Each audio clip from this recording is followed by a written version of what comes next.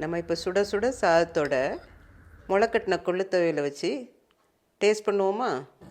முதல்ல முளைக்கட்டின பயிரை தண்ணி கொஞ்சம் ஊற்றி அதில் உப்பு போட்டு ஒரு 2-3 விசிலில் வேக வச்சு எடுத்துக்கிடுங்க.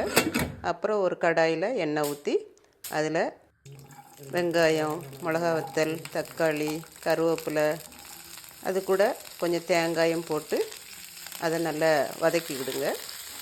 ஓரளவுக்கு வதங்கினா போதும், தக்காளி வெங்காயம் வதங்கினா போதும். அதுக்கப்புறம் அதை எடுத்து மிக்சியில் போட்டுருங்க.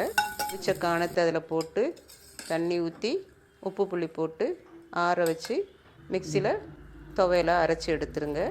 அரைச்சி எடுத்துட்டிங்கன்னா சுவையான சத்தான கொள்ளு துவையல் ரெடி. இதை சுட சுட சாதத்தில் நெய் சேர்த்து நீங்கள் சாப்பிட்டு பார்த்தீங்கன்னா டேஸ்ட் வேறு லெவலில் இருக்கும். திருப்பி திருப்பி செய்வீங்க. உங்களுக்கு முளைக்கட்டின பயிரை பற்றி இன்னும் வர்ற வீடியோக்குள்ளே உங்களுக்கு நான் எப்படி தயாரிக்கணுங்கிறத நான் உங்களுக்கு வீடியோ போடுறேன்.